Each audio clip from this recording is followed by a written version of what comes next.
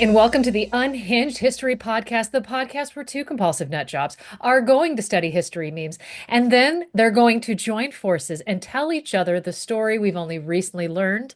I'm host number one. I'm Theresa, and that, I'm Angie. Hi. welcome. And we're doing this thing where we're actually trying to record these on TikTok Live. So if you are watching this on TikTok Live, you get to see it well in advance, the uncut, unedited, unabridged version. We're sorry about your The, luck. I'm just gonna say the unabridged version is terrifying now that you say it that way. I mean, look, I can't edit your belches out of this one. Well, good thing I burped in the car I on the way home. appreciate your service. This is Thank amazing. you. What you do for me is so I Humbling. honestly, I'm in awe of you and the sacrifices you make for me. I should have looked this up beforehand, but Teens. who goes first? I went first last time. Oh, so it's my turn to go first. Yeah, that's usually how it works. Okay, hey, you know what? Things are hard, okay? All right. So, I am gonna start and tell you the It's gonna story. be fabulous if I'm wrong. You know what? I'm sure you're right. I'm sure you're right. I'm going to tell you the Thanks. story of Hazel Scott. Do you know who she is? The name doesn't ring a bell, so I'm excited. Okay, here we go.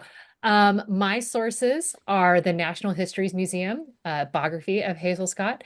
There's several podcasts, BBC World Service, Hazel Scott, Jazz Star and Barrier Breaker, The Blacklist, Hazel Scott, The Hot Classicist, and the last podcast is History Fix, episode 26, Hazel Scott, How Little Petty Men Erased a Rare Gem of History.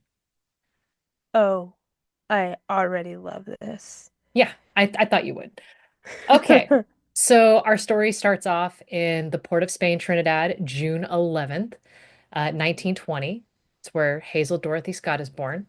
She is Okay. the only child of Thomas Scott, who is a West African scholar from England, and Alma Scott Long. Let me go back. Alma Long Scott, a classically trained pianist and saxophonist. Scott displays her talents for an early age, and by the age of 3, Hazel Scott could play the piano by ear. Wow. Okay. Now, Mine, apparently, my kids by 3 were like fluent in sarcasm. um, I mean, try not yeah. to compare here, but No, I mean, at 3, kiddo convinced us we were done having kids when mid tantrum she ripped the door frame off the wall. That's what we had going for us. that feels right. Yeah. So that was fun. Um, when this little toddler is getting ready to go to bed, apparently there was a song her grandmother, like a church hymn, grandma used to sing right before bedtime.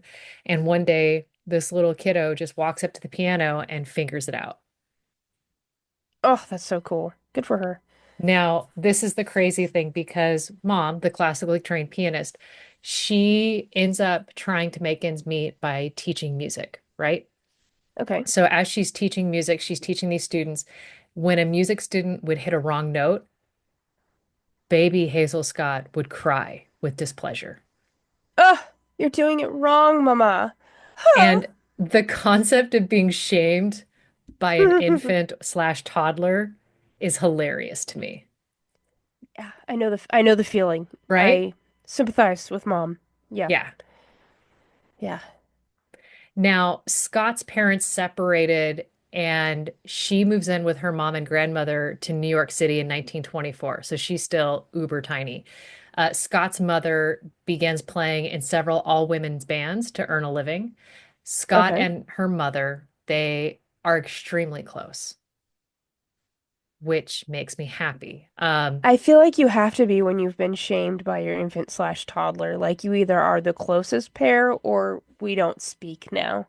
Well, okay, so you say that, but I didn't put this in my notes, but there seemed to be maybe some closet resentment that Alma had for her daughter because Alma spends her life learning how to play piano as much as she does.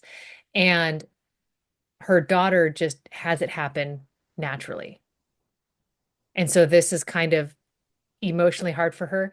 Then at some point, Alma tries to go out and play professionally, like comes out, debuts, but she struggles with horrific wrist pain and has to give Oh, up being a concert pianist, which is why we go to music lessons. right. That makes sense. We can So, still do one without. yeah, without Yeah, that makes over, sense. Yeah, yeah. So the fact that Hazel just has this organically has got to maybe chap the heart a little bit. I can see that. That makes sense. So, but despite that, Alma is Hazel's single biggest influence in her life. Alma becomes friends with prominent African American musicians, which give Hazel the opportunity to learn from a variety of musical guests, such as Art Tatum, Lester Young, and Fats Waller. Okay. So she is in it to win it. She's having a great time. And honestly, I think it is amazing that they did share this musical talent, this background. I think it probably made it easier for Kiddo to be supported in this type of environment. Probably. It would be rough if she was a music scholar and daughter was a mathematician. It's like, look, I don't understand integers. You're on your own. But we love irrational numbers. I just love being irrational. However we can get it. I'm here. Um, Her mother ends up making like a ton of musical connections. She uses those connections to make it possible for Hazel Scott to audition at Juilliard. Now, here's the thing. Dang. You And she's can't, what, like 6?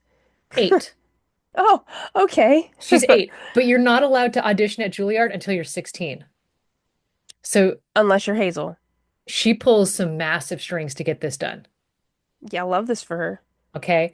Now, here's the crazy thing. She goes on to play Rachmaninoff's Prelude in C sharp minor, but she's got these little child-sized hands and she can't reach the appropriate notes. So, Oh no. to play the song in somewhat of a fashion as how it's supposed to sound, she improvises. And so, as she's improvising, the BBC podcast that I mentioned earlier, they summarize this scene fantastically. You have the person who runs the school. He is going down the hallway and he hears somebody improvising Rachmaninoff. Like, Rachmaninoff? what Okay. is happening? And so Pardon? he pushes into the room to be like, absolutely not, and sees this person half the size that it should be sitting at the keys, and he's like, oh my gosh, this is genius. She's had to overcome this barrier. Look what she's She's done. 8.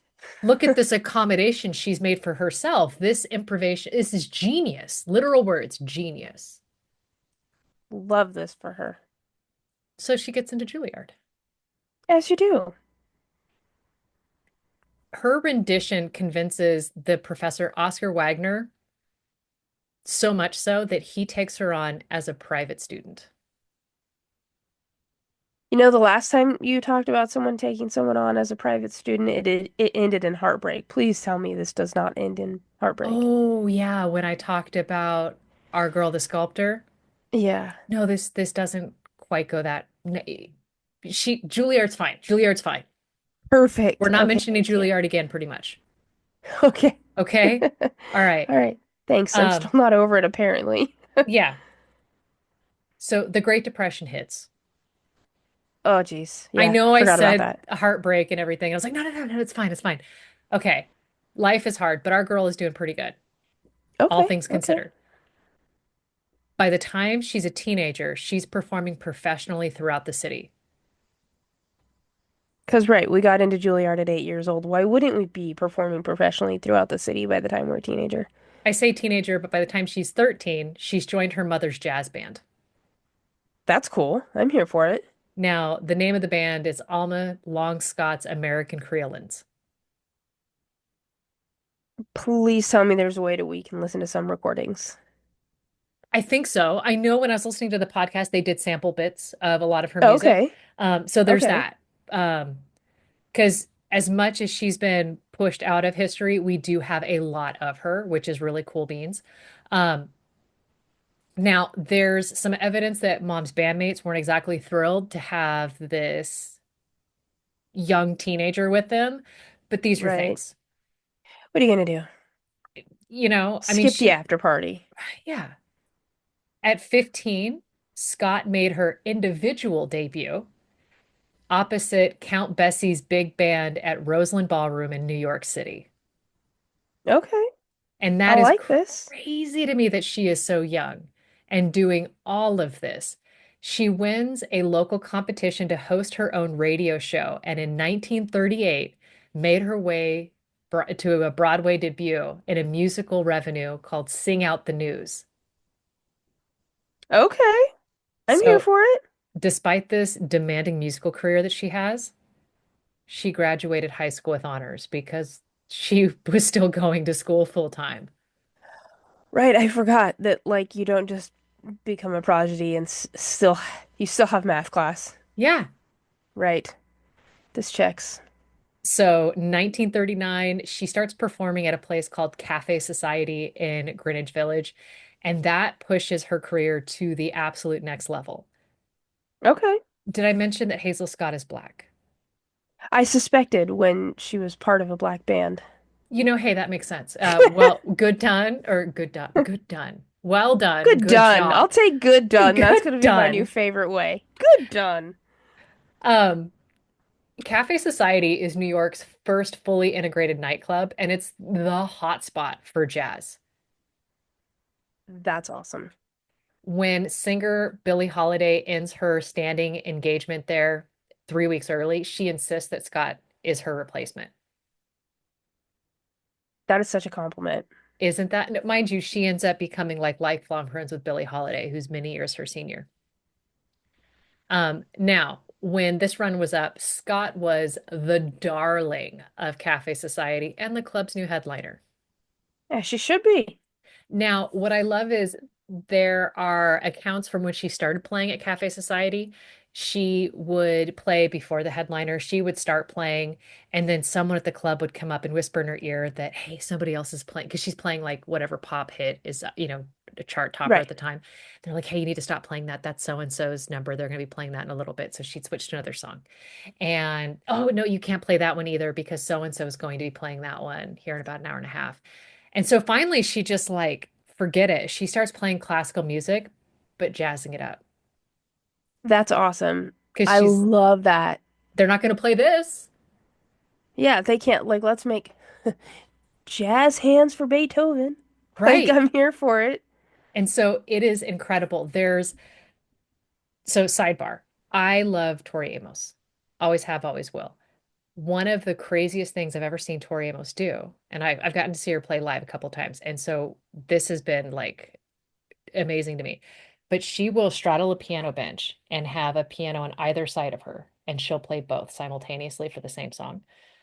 Love that. She wasn't the first one to do that.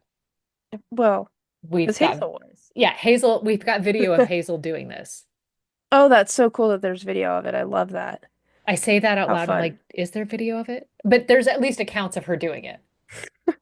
There's some sort of proof we know she did it. Yeah, there's proof. There's firsthand accounts. There's primary sources. These things happened. Now, okay, so Hazel Scott's playing this jazz music or jazzing up these classics, so to speak. An audience find this irresistible.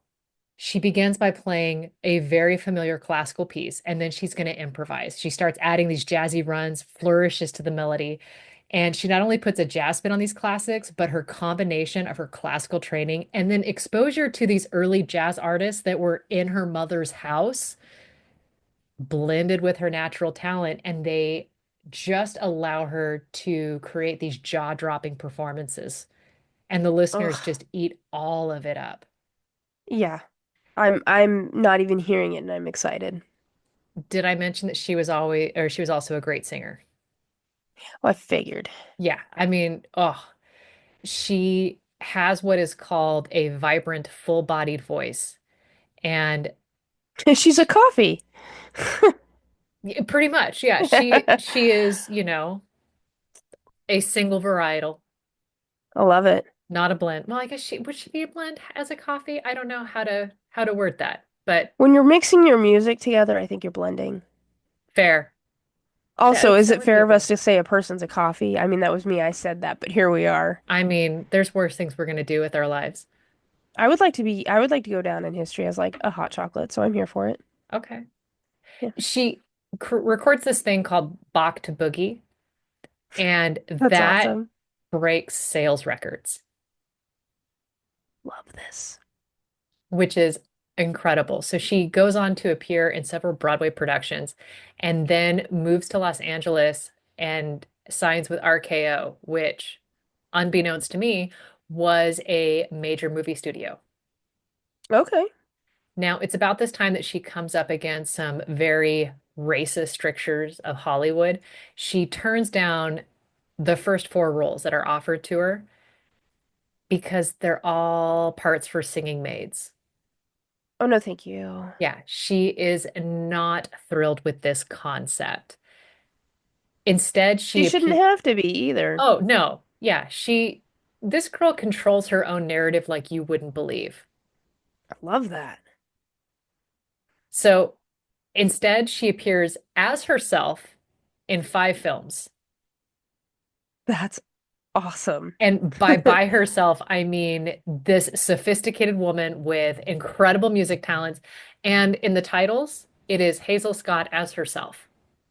Yes. Yes. That's like telling Julia Andrews that she's not going to be performing as herself today. Yeah, No, thank no. you.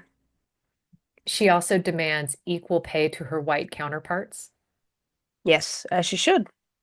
And standing up to the studio's demands brought her career to an end in 45 Yeah. because they were kind of fed up with it. But I will say one of the things that she did do is because she didn't believe that the costumers were going to supply her with the glamorous gowns that she felt she deserved, she supplied her own wardrobe.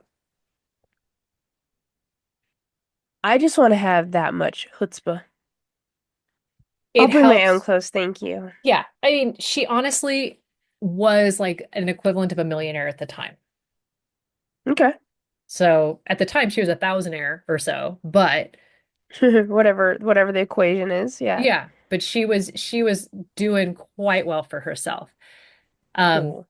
and so when her career dried up, she kind of didn't care a whole lot because Yeah, like she I don't have just, to. yeah, like I made my point. I did what I came to do. Deuces. Now, it wasn't just in Hollywood that Hazel decides to take her stand for how she feels. She ends up becoming extremely prominent in the civil rights movement. Oh, I hoped that's where we was gonna go because I didn't feel like she was just standing up to herself, like for herself in Hollywood in that time frame without walking right into the civil rights. I mean, this girl just really kind of went for it.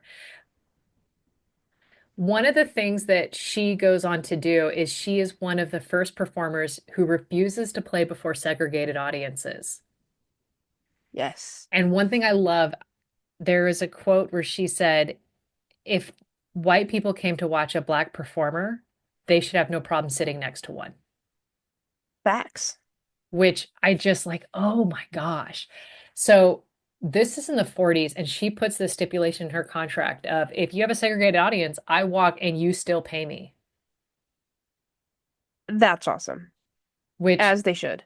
ah, now she ends up crediting the courage to be able to do this to her mother and saying that her mother set this example for her as being a very proud and independent woman.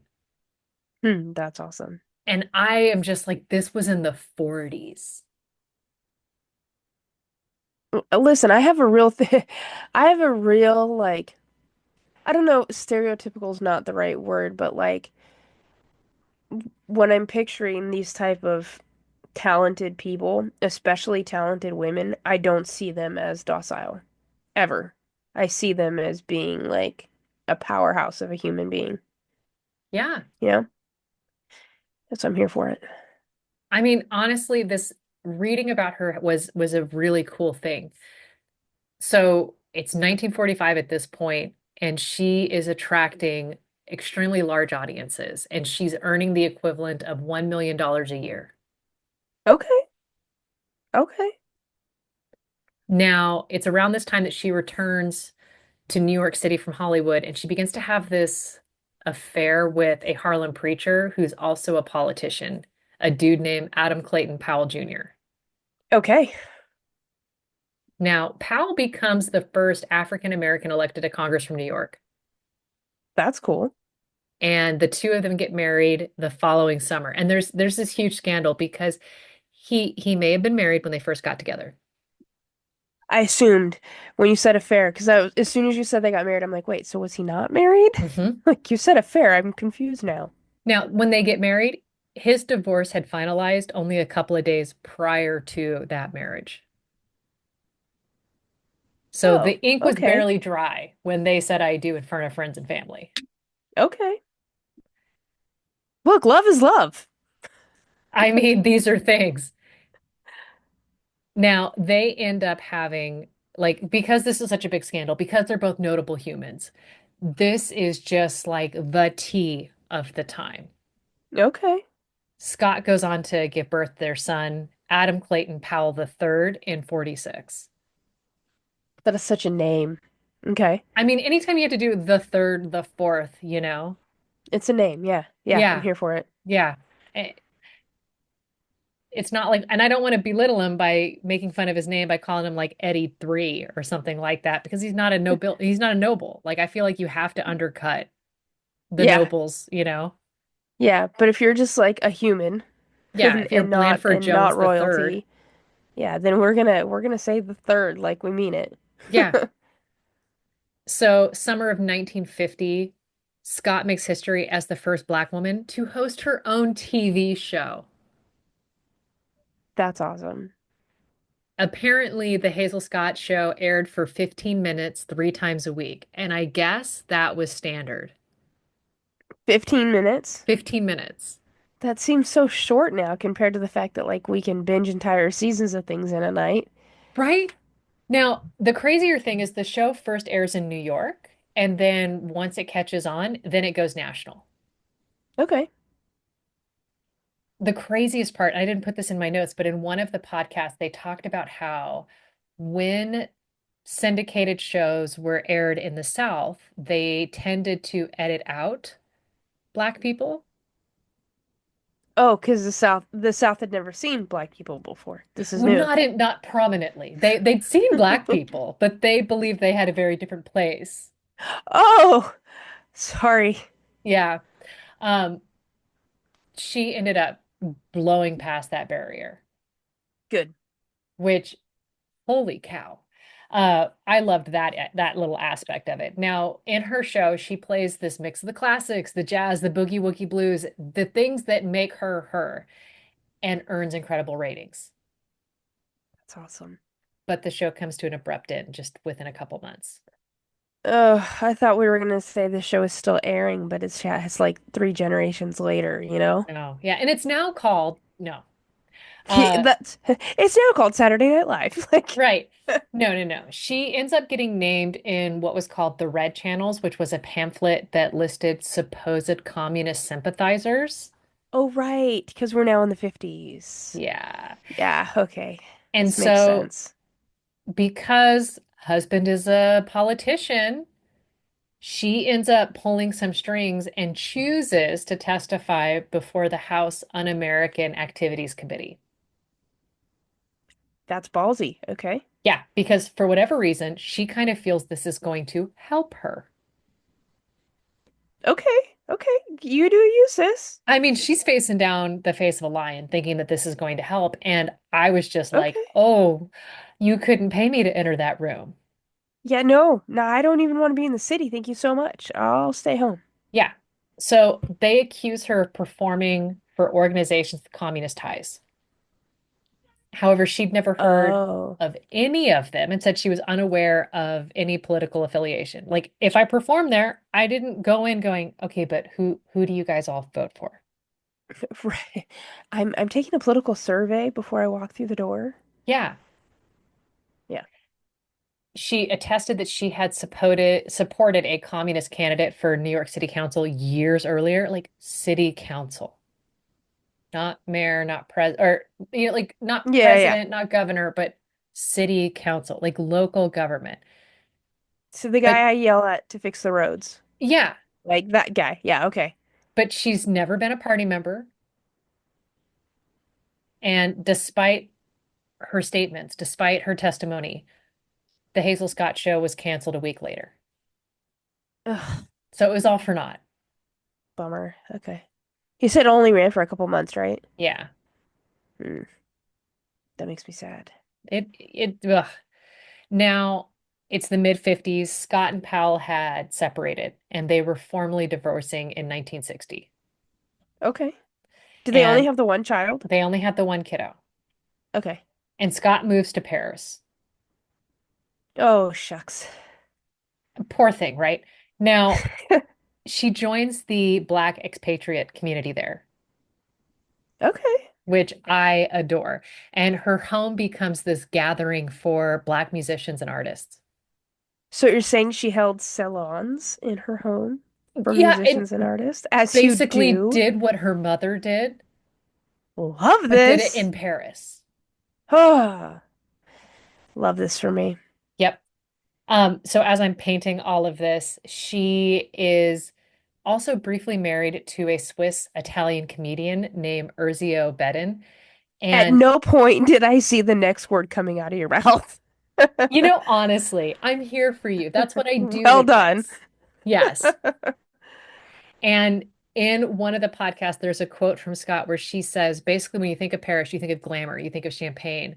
But her home was red beans, rice, and warm conversations. That's what I'm about. Let's do it. Red And beans and rice is a weekly staple in this house. right? Yeah. And that's one of the things her son thinks about when he thinks of his mom and growing up. Oh, that's one of the things I want my sons to think about when they grow up. Like, oh, my mom used to make red beans and rice every week, and it was one of our favorite meals. And my kid's going to say, my mom trolled me and told me all of these lies about how the world works. And I really thought that the tooth fairy was a person made of teeth. Is that what you said? I might have shown her pictures. Can I send her a Venmo for therapy now? Or like, poor, poor kiddo. Oh, geez. Okay. I mean, it takes all I have kinds to of run that by parents. my oldest, you know? See I'll what he I'll send says. you the photos I sent her. Thanks. Thanks. Yeah, I'm here appreciate for you. it. Now, it's 1967. Scott returns to the US, but her fame long gone because I should mention when she moved to Paris, it was basically because, like many of the other Black artists that we've covered, when things dried up here, she skedaddled to Europe. I swear I would have stayed. I mean, Yeah. I can't fault you. But 67, she returns home. Her fame, like she is past her prime there.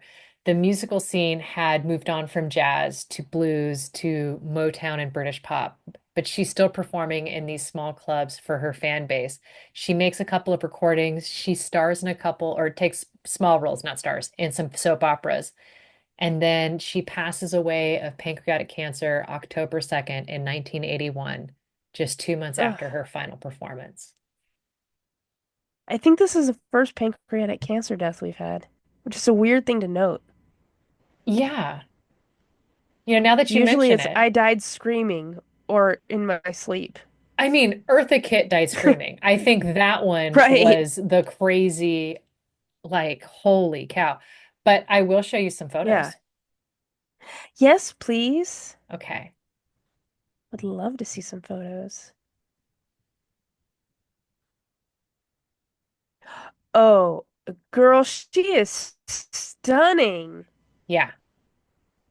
Okay, so for those playing at home, Teresa is showing me a black and white photo of her at the piano. She's got like the real short cropped hair and this blouse with these big hibiscus flowers on it, and she has the most charming smile I have yet to see. Like, we've seen some charming smiles, but hers is winning. Yes.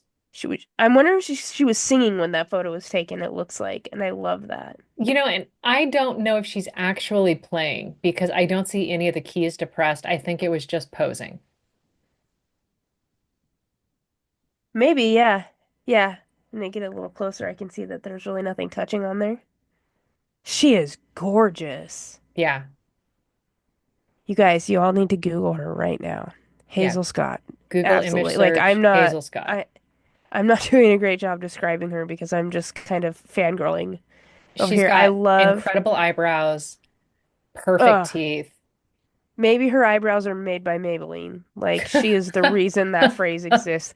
That photo, middle one down in the second row, it's like a glamour shot. Yep. Yes. It is the Oh, quintessential 50s photo. Pearl necklace, you've yeah, got the pearl strapless necklace. gown, so those exposed shoulders, these fantastic pearl earrings, like Oh, and you incredible. just know her lipstick was vibing. That's Oh, got to be such a good color on her. it has got to be the quintessential red. I'm thinking it has to be. Yeah. Oh, thanks. I'm gonna have to go find some for music now. You think Amazon will do me a solid? I mean, maybe YouTube? YouTube hasn't let me down yet. Except for that one YouTube, there's time. still a chance. Don't ruin it for YouTube.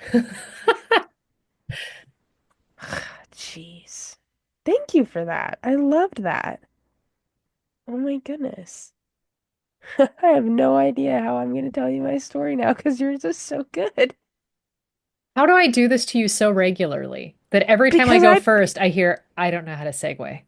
Yeah, because listen, every time you go first, my matching story does not match at all. It It's doesn't a very have to hard. match. I know, but like it's just flowing like a river to a hard left turn at the dam. Okay, we're just gonna go. Are you ready? Always. Sure, okay. Um, Weird enough, my first source is Christie's, the auction house. So, like, there's that. The We can auction start house. there. Okay. Yeah, the auction house. You'll see why later. Um, There is a great article put together and written by Nicholas P. Roberts from cambridgecore.org. It's called A Tolerated Terror, Rahmah ibn Jabir and the Age of Revolutions in the Gulf, 1760 to 1830. Okay, do you remember the other day when I texted you and said something to the effect of, you remember when you had that really long source name for a book and it probably should be workshopped? Oh, yeah. Yeah. I've got you beat. Can I Go please on, tell you the name of my next source? please. It was published in 1829. It's by a man called James S. Buckingham, and it is called Travels in Asia, Media, and Persia, including a journey from Baghdad by Mount Zagros to Hamdan, the ancient Ecbatana, researchers in Ispan and the ruins of Persepolis, and journey from thence by Shiraz and Shapur to the seashore. Description of Busra, Bushar, Bahrain, Omraz, and Muscat. Narrative of an expedition against the pirates of the Persian Gulf with illustrations of the voyage of Nearchus and passage by the Arabian Sea to Bombay. There's like 70 words. That's literally an abstract. That was the title of the book. And I know this because I found the actual book.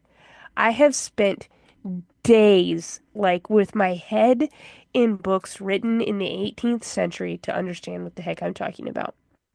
Uh, so that being said, massive shout out to the Internet Archives and the Qatar Digital Library because they have digitized so much information. And so I had the pleasure of like digitally scanning through these books that were written 3 centuries ago, and that's like super fun for me. That might not be fun for everybody else, but it's super fun for me. So a couple of my other sources are selections from the records of the Bombay government from that time frame. And then there's the Gazetteer of the Persian Gulf, Volume 1, the historical parts 1A and Part B from Lormeyer. That was written in 1915. And then there is a really fun little write-up by Sir Charles Dalrymple Belgrave called The Pirate Coast. This book was published in 1966, but it was written much earlier. I think it was like compilated into a sort of journal in 1966. Um, so that being said, most of what I know about my story comes from British sources, predominantly the records of the East India Company.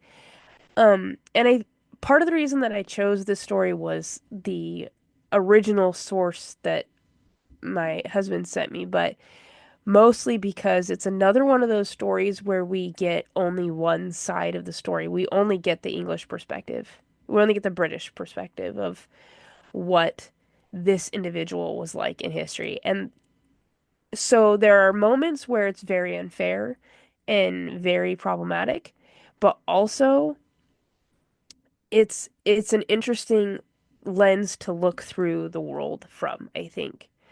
Um, One of the fun things about it is most of my sources are contemporaries of this individual. Like James Silk Buckingham, he also had quite the life and had the privilege of like sitting in the same room with this gentleman. I don't know that he would call himself a gentleman, but so all that to say, I'm just gonna get started.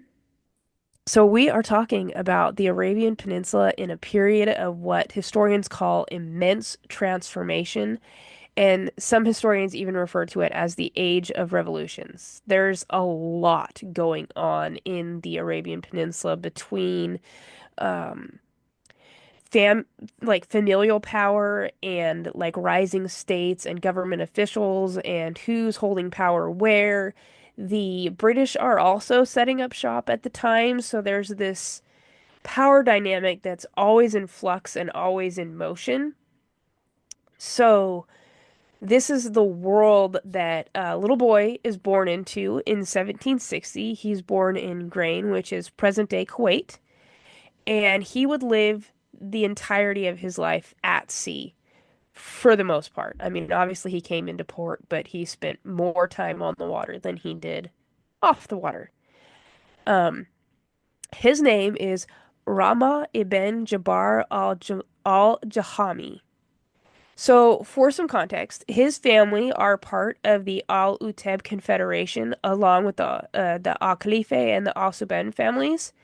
And so basically, this confederation of families, they leave their original region, which was in present-day Saudi Arabia, sometime in the late 16th century. And then they work their way across and settle the coast of what is today like present-day Kuwait, Bahrain, and Qatar. So like today, what we know to be like Qatar is like one of the richest areas in the world, right? Right. Um, I think a lot of that has to do with what's happening in the world in the 1700s, like the way they set things up, the way they ran things, the way they operated transnational trade, and just how alive being a merchant was at the time for them. So even though they had come from the interior of Arabia, the sea was super integral to their lifestyle. Basically the sea shapes the economy of Eurasia. Excuse me, Arabia at the time. It's working to connect the Arabian area to East Africa and South Asia, and they're doing this through both the Gulf and the Red Sea. So these families are controlling like huge trading lanes, right? Like so you can imagine that there's not a lot of peace in his childhood, not a lot of just playing checkers out back, because there's turf wars and there's infighting and there's a lot of behind the scenes, could have been in the room where it happened type deals taking place. But basically, as soon as his people arrive on the coast, they acquire ships and they take to the sea like a fish takes to water. By the time Rama is born, his family had made themselves over into seafarers and fishermen. And there's this like interconnectedness between the land and the sea that they're really working well for this network of trade. Quote, I just can't get over how cool this region of the world is at the time. So they're working in this vast economic field, and they're also part of this confederation of families that I had mentioned earlier, right? Well, like, what's the one thing we know about humans? I'm gonna say, I don't know what you want me to say here. I have no idea the They're always response. going to fight with each other, right? Oh, Like, there's yeah. always going to be upheaval. And in this case, there's a reason it's called the Age of Revolution. In 1766, Rama's only 6 years old. His father, Jabbar bin Adabi, he leads their tribe from Kuwait to Sabara in Qatar, And they're migrating along this path with alongside another family called the al-Khalifa. And this is another powerful family of this confederation, but they basically have a falling out because the Khalifa aren't, according to Rama's family, they're not sharing enough of the economic gain they're making from their trade ventures. Like they're all doing the work together, but the Khalifa are not sharing fairly, or so that his family think.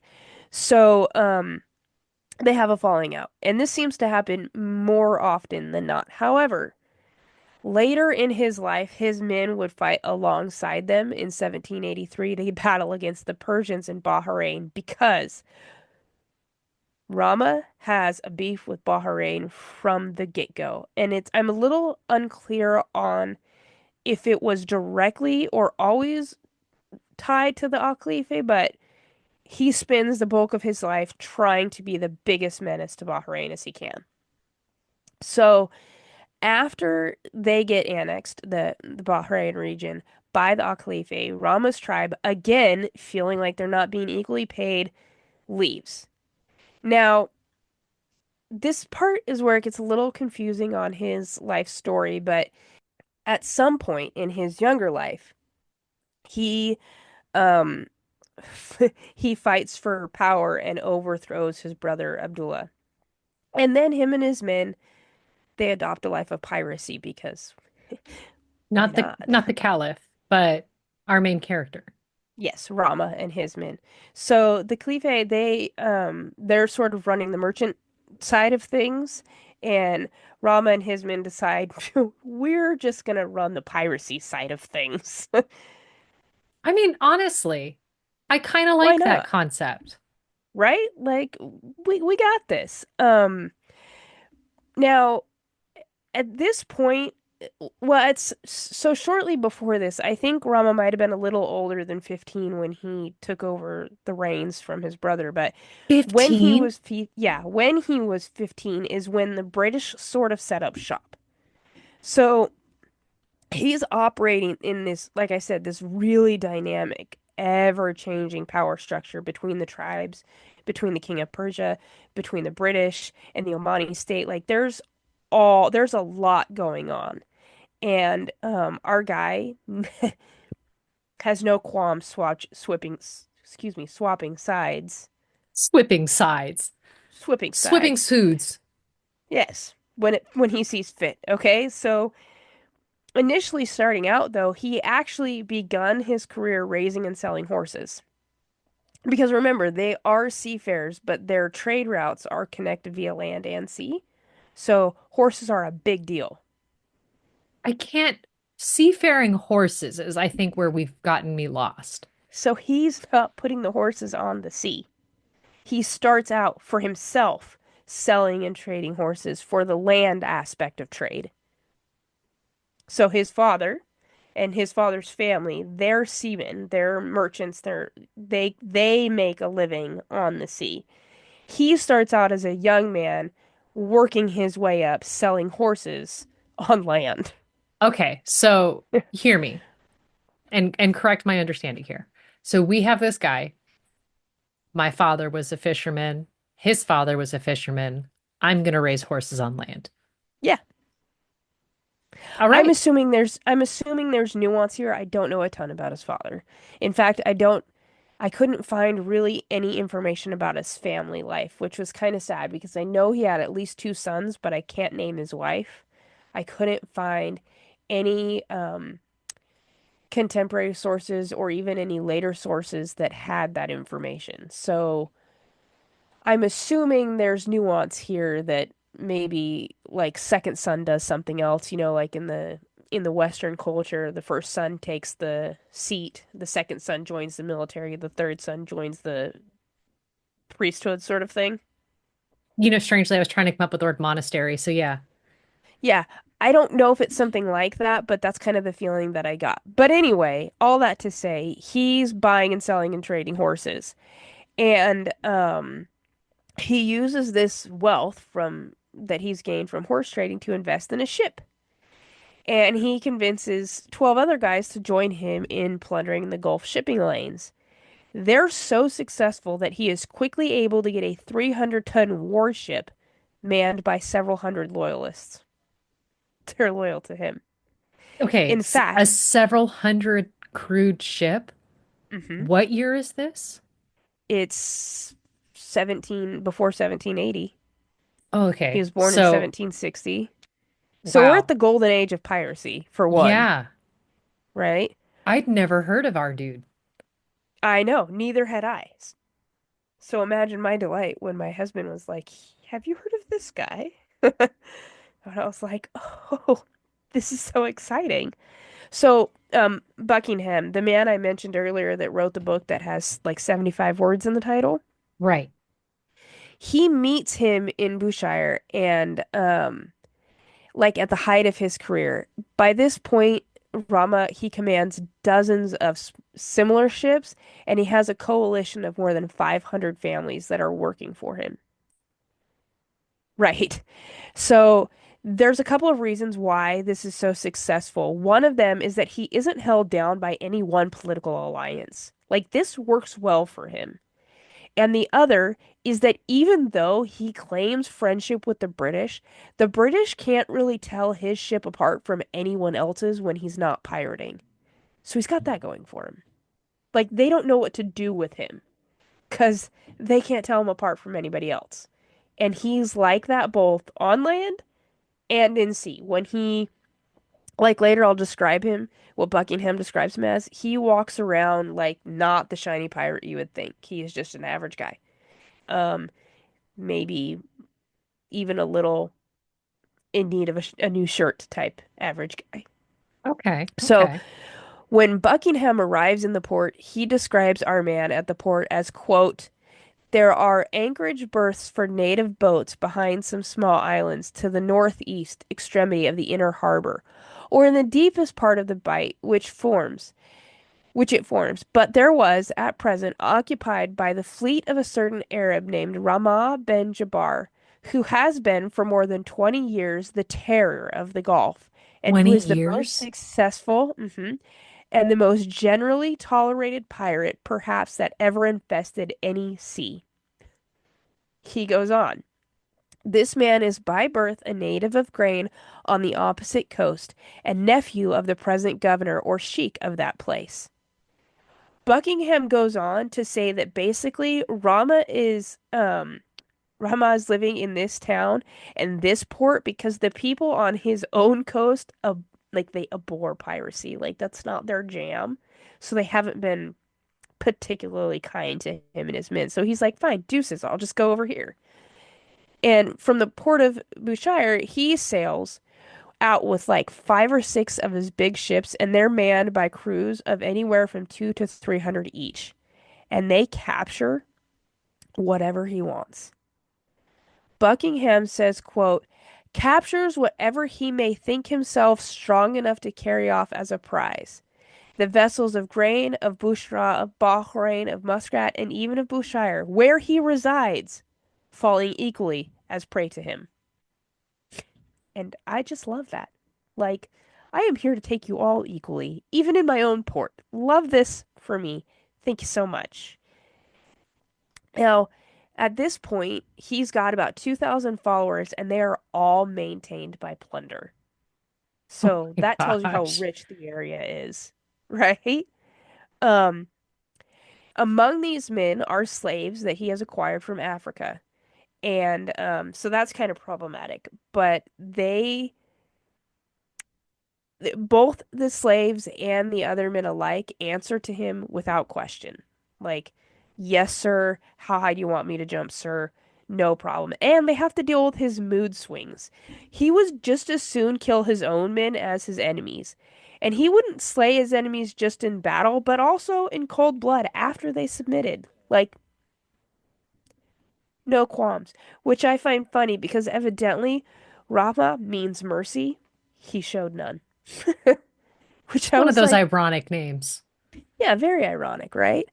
So, Buckingham talks about an incident that he knew of, where upon hearing whispers of mutiny, Rama took a good number of his crew and put them into the tanks they kept on board for water, sealed them shut, and let them suffocate, and then threw him overboard.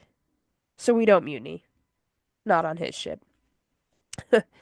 Um, at this point, Buckingham himself has taken quite the interest in Rama and even describes him in great detail. He says that when he goes out, like into the marketplace, he is indistinguishable from any of his men.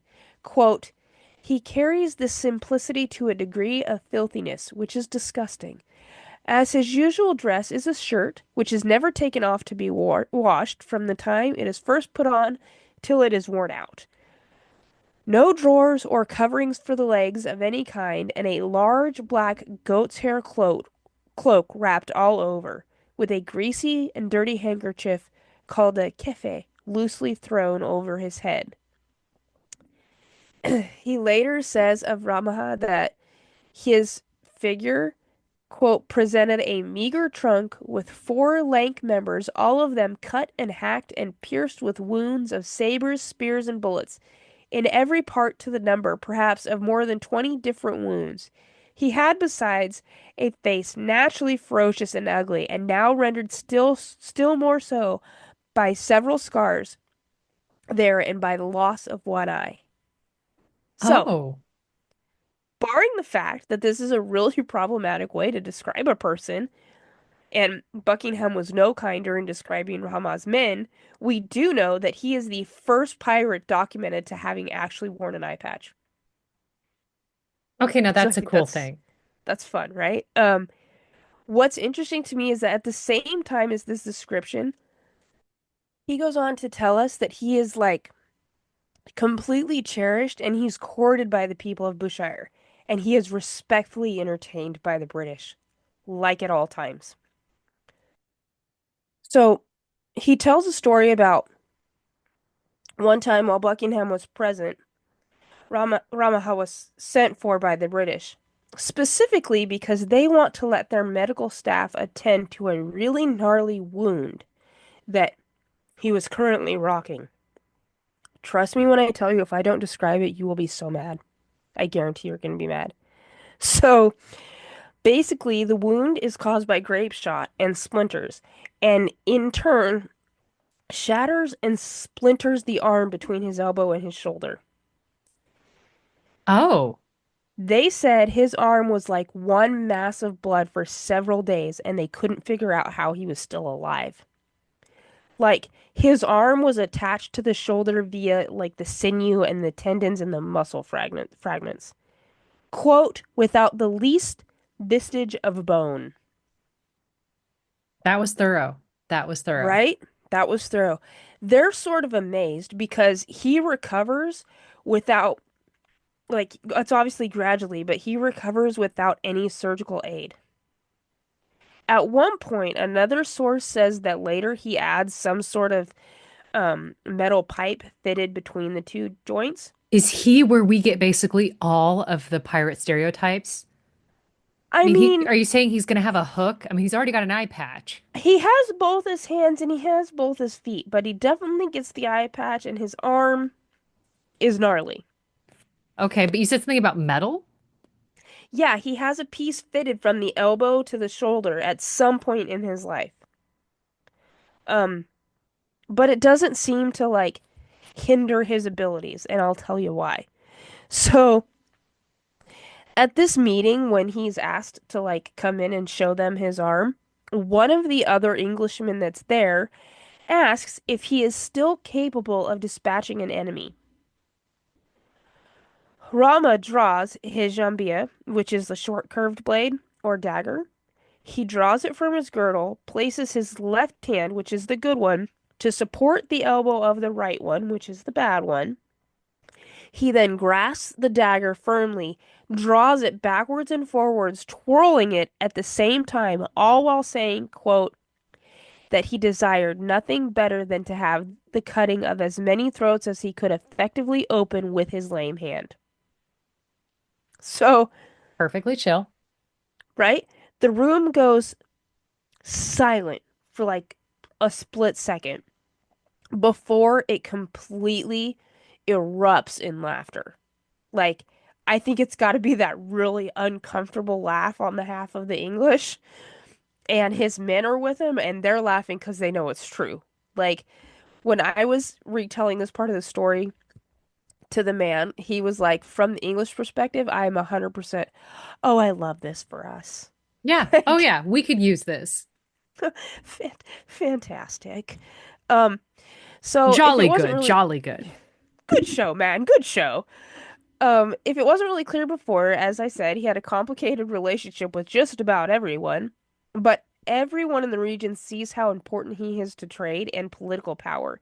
And even though he's known to hold no real allegiance for any length of time, other than maybe with the Persian king, in fact, I don't really have this in my notes, but there's this one really delightful story where a Persian vessel sailing under the command of a British officer, so by proxy, it's now sailing under the British flag. It sees Rahmah and he sails towards the other ship.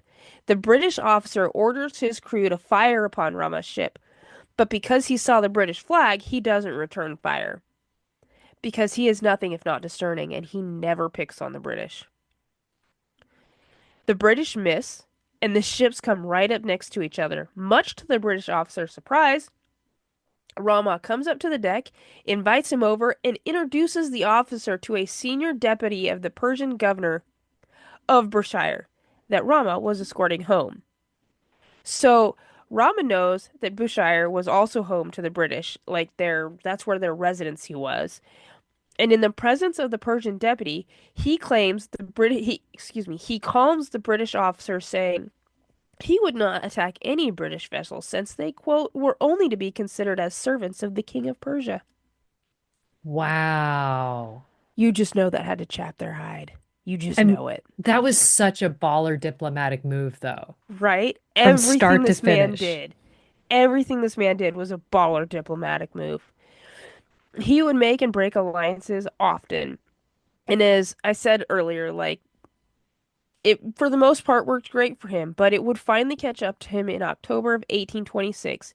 He launches a raid on a vessel owned by the Al Khalifa rulers, the guys from the very beginning that they had a falling out with, and the whole reason like he kept attacking Bahrain.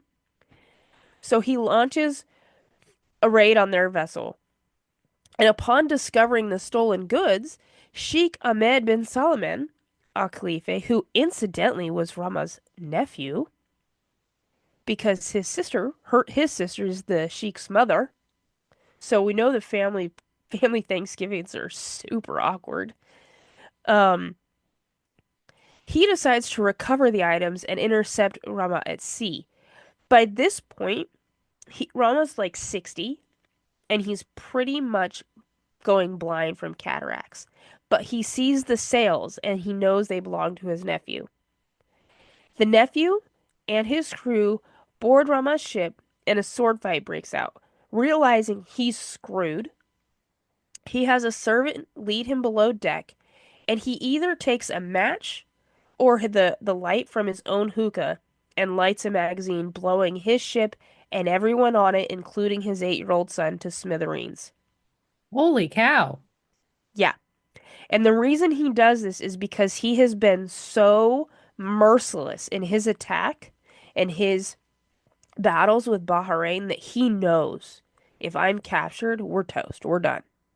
So I'm just going to opt out. I'm gonna opt out for my whole crew too. Like they don't have a choice. I'm gonna make it easy for everybody. The enemy vessel catches fire, which in turn blows up, but its commander and crew, they're mostly saved. And this little bit is from the selections of the records of the Bombay government, and they say, quote, thus ended Rahmah ibn Jabir, for so many years the scourge and terror of this part of the world, and whose death was felt as a blessing in every part of the Gulf. Equally ferocious and determined in all situations, the closing scene of his existence displayed the same stern and indomitable spirit which had characterized him all his life. So that's the story about the pirate Prince of Persia. Holy cow. And I do have a picture because that's where Christie's comes in. Okay, that So makes more if sense. So carry on. Show me the so photo. at first I was like, I'm only finding artwork about this guy. There's got to be some sources elsewhere, right?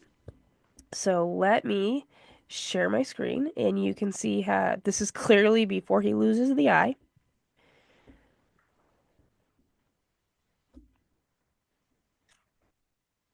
Okay, so it looks like a sketch. Oop, sorry, let me get rid of that for Primarily you. black with a red head covering. I think the head covering is the keffiyeh.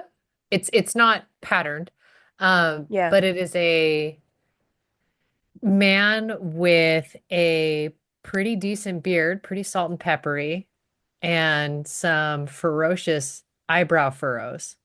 Yeah, he's got the real furrows going, doesn't he? Wow. Yep, I love it. So that's What my an story. incredible story.